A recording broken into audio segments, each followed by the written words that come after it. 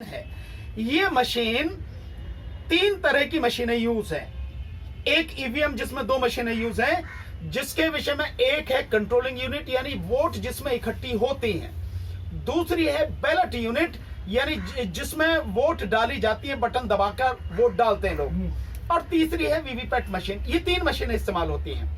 जहां तक ईवीएम की ये दोनों मशीनें हैं, इनके विषय में मुझे कहने की जरूरत नहीं है, पर मैं लोगों को बताना चाहता हूं, आपके माध्यम से जानकारी होनी चाहिए कि माननीय सुप्रीम कोर्ट ने, भारत की सबसे बड़ी अदालत ने 8 अक्टूबर 2013 को सुब्रमण्यम स्वामी बनाम इलेक्शन कमीशन ऑफ इंडिया वाला जो जजमेंट दिया था, उसके पैरा 27 में ये माना है कि ईवीएम से free, fair and transparent election नहीं संभव हो सकता।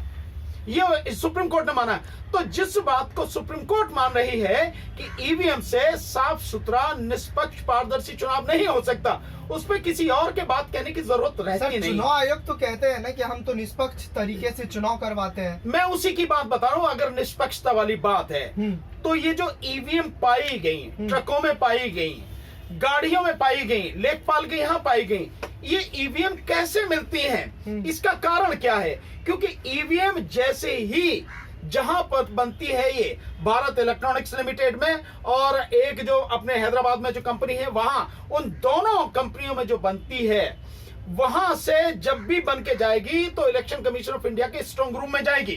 और स्ट्रांग रूम पर 24 घंटे हर समय पहरा होता है, साल दर साल जब तक। और वहां से जब भी मशीनें मूव करेंगी, इलेक्शन कमीशन के स्ट्रांग रूम से मूव करेंगी, तो जहां जाएंगी बाकायदा उनका होगा कौन सी मशीन गई है, उसका नंबर होगा, वीवीपैट मशीन का नंबर होगा, जो बैलेट यूनिट है और कंट्रोलिंग यूनिट है उनका नंबर होगा, और उस हिसाब से पूरे संरक्षण में वो जाएंगी।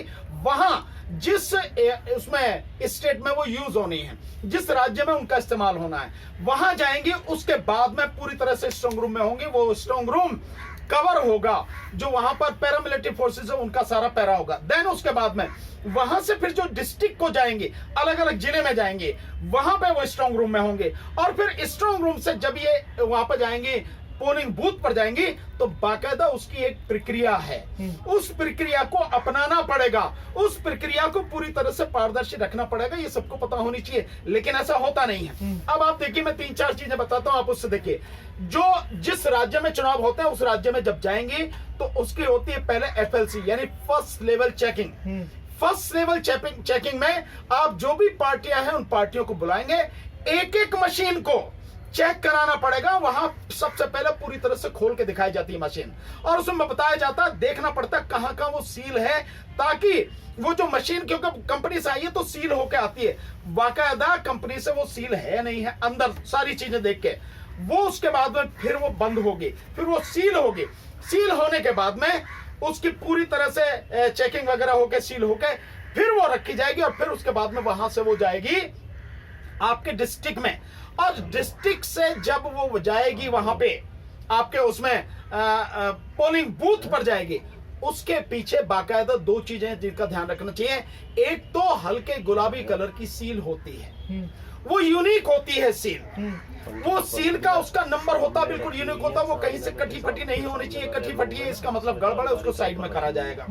इसके अलावा जो वहां होती है उस पे एक हरे रंग का होता है एक स्टिकर, जिस पर 4-5 इंफॉर्मेशन होती हैं। एक होता है इसमें नंबर 1 पर होता है स्टेट यानी किस राज्य में है, नंबर 2 पर होता है क्या चुनाव है, विधानसभा का चुनाव है और यह लोकसभा का, तो कौन से सन का है वो लिखा होता है। इसके बाद उसमें जो तीसरे नंबर पर होती है डिस्ट्रिक्ट, किस जिले की है वो, किस जिले में यूज होगी वो मशीन।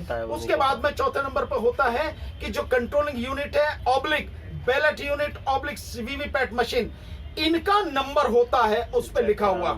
इसके बाद जो उसके आगे जो लिखा होता है वो डिस्ट्रिक्ट सीरियल नंबर, ये सबसे महत्वपूर्ण है। ये डिस्ट्रिक्ट सीरियल नंबर जो होता है, ये उस बूथ का नंबर होता है जिस बूथ पर वो मशीन इस्तेमाल होती है, और ये जो रिटर्निंग ऑफिसर RO वो उस मशीन पर उसको वो डालता है। इसके अलावा जहां वो नंबर डालता है उसी के नीचे एक खाने में RO के सिग्नेचर होते हैं। उसके लेफ्ट साइड में 5वें नंबर पर ही लेफ्ट साइड में जो मशीन को यूज करने वाले इंजीनियर उसके सिग्नेचर होते हैं, और उसके नीचे एक और कॉलम होता है, उसमें लिखा होता है FLC यानी इसकी FLC कब हुई, डेट वगैरह उसकी वो होते हैं। ये इंफॉर्मेशन सारी होती है। जहां तक मेरी जानकारी, अभी तक ये इंफॉर्मेशन जो प्रिजाइडिंग ऑफिसर द्वारा एक सर्टिफिकेट जारी करते हुए कि ये मशीनें यूज हुई, इन मशीनों का ये सारा डिस्क्रिप्शन है, ये जो पीछे लिखा है स्टिकर पे ग्रीन के पे वो ये है, ये इसकी सील, ये सारी इंफॉर्मेशन एक सर्टिफिकेट के माध्यम से जो पार्टी के पोलिंग एजेंट हैं उनको देनी चाहिए। दी जाती है नहीं? क्या इंफॉर्मेशन दी जाती है? केवल इतना कि इस बूथ पर इतनी वोटें थी, इतनी वोटें पड़ी, ये टोटल है। तो सर ये पहले सिर्फ क्यों चीजें- नहीं विरोध होता है? जब नहीं। चुनाव हो जाता है तब मैं नहीं विरोध जानता, होता है। मैं नहीं हाँ। जानता क्यों नहीं विरोध करते। आप हमें जानते हो, हम तो लगातार विरोध कर रहे हैं। सन 2019 से 30 मई से जब इस देश में, भारत में मोदी सरकार ने दोबारा शपथ ली, हम तब से लगातार प्रदर्शन कर रहे हैं। हमने बिल्कुल। जंतर मंतर पर भी 5 बार बिल्कुल। प्रदर्शन किया। हमने डेमोन्स्ट्रेशन भी करके दिखाया है कि ईवीएम में कैसे गड़बड़ी होती है, कैसे इसको प्रोग्रामिंग इसकी होती है, और वोट आप किसको डालेंगे जाएगी किसको, वो सारी चीज बताएं। यहां तक कि वीवीपैट में भी किस तरह से मैनिपुलेशन होती है, वीवीपैट भी कैसे गड़बड़ है, वो भी हमने बताया लोगों को, और वो बता के हमने डेमोन्स्ट्रेशन करके सिखाया। एक बार नहीं, 3-3 बार हमने डेमोन्स्ट्रेशन करके दिखाया। वो सारी चीजें राष्ट्रपति को 4-4 बार ज्ञापन भी दिए, लोगों से अपील की, लेकिन लोग साथ नहीं आते। और इस चुनाव की बात आप कह रहे हैं चुनाव के बाद ही क्यों होती है? इस चुनाव से ठीक 6 महीने पहले हमने ईवीएम को हटाने के लिए बाकायदा एक हस्ताक्षर अभियान, सिग्नेचर कैंपेन चलाया। उसमें हमने लिखा, बाकायदा अपनी पार्टी का नाम लिखा, और उसके बाद में हमने लिखा कि ईवीएम मशीन और वीवीपैट मशीन को हटाओ और देश बचाओ, और जो बैलेट पेपर से चुनाव कराओ। वो लिख के हमने लोगों से पूरे देश में सिग्नेचर कराने का हमने प्रयास किया। और हम ये चाहते थे, क्योंकि 5 राज्यों में चुनाव है, टोटल तकरीबन 17-18 करोड़ मतदाता हैं, इनमें से अगर 8-9 करोड़ मतदाता सिग्नेचर करके दे दें, देन उसके बाद में हम जाके आंदोलन करके सुप्रीम कोर्ट के सामने ये जाके इस मशीन को हटवाएं, क्योंकि जब तक वीवीपैट ये ईवीएम मशीन रहेगी आप बीजेपी को नहीं हरा सकते। इस कदर मैनिपुलेशन चुनाव आयोग के माध्यम से सारी चीजें की जाती फिर हैं। दोबारा राष्ट्रपति को पत्र लिखेंगे क्या? नहीं, राष्ट्रपति को पत्र लिखने का अब कोई मतलब ही नहीं रहा। हाँ। अब तो हम जनता के सामने जाएंगे, हाँ। जनता को बताएंगे कि अगर आपको अपनी वोटों को बचाना है, अगर आपको अपने देश को बचाना है, अगर आपको अपनी आने वाली पीढ़ी को बचाना है, अगर आपको इस देश के लोकतंत्र को बचाना है, तो हमारा साथ दें, ईवीएम को हटाने में हमारा साथ दें। हम सिग्नेचर कैंपेन भी चलाएंगे, उसके अलावा और भी जो बेस्ट होगा, जो अच्छा होगा, हम वो करेंगे। क्योंकि ये जो चुनाव है सारा का सारा इसी तरह से लड़ा गया और जीता गया है। और जिस तरह से इसके साथ साथ चुनाव आयोग ने पूरे संवैधानिक जो उनका दायित्व था, जो जिम्मेदारी थी, उसको पैरों तले रौंद के उन्होंने जिस तरह की ये बेईमानी में हिस्सा लिया और शासन प्रशासन की मदद से जिताया, इन्होंने भाजपा की सरकार बनवाई है उत्तर प्रदेश में। बहुत बड़ा इल्जाम लगा रहे हैं आप। बिल्कुल, मैं इसमें कोई शक वाली बात नहीं है, मैं जो लगा रहा हूं ये सारी की सारी चीजें हैं, बिल्कुल साफ हैं। तो वो जो इन्होंने भाजपा की सरकार बनवाई है, ये सिलसिला जारी रहेगा अगर ईवीएम तो सर अगर भरोसा नहीं था तो रिकाउंटिंग करवाइए ना, याचिका डालिए इसके लिए। कौन सुनने वाला है? कौन सुनने वाला है? किसकी बात सुनना है कोई? तो आपको नहीं लग रहा रिकाउंटिंग नहीं किया जाना चाहिए? नहीं, बिल्कुल रिकाउंटिंग क्या, मैं कह रहा हूं कि जब उसमें मैनिपुलेशन ही है, उस मैनिपुलेशन में आप कितनी बार कुछ भी करा लीजिए, रिजल्ट वैसे ही आने हैं, सारे सब कुछ है। तो मैं रिकाउंटिंग की बात नहीं कह रहा, मैं उससे अलग हट के बात कर रहा हूं। मैं ये कह रहा हूं जब जिस देश में ईवीएम बनी उन्होंने इसको प्रयोग छोड़ दिया।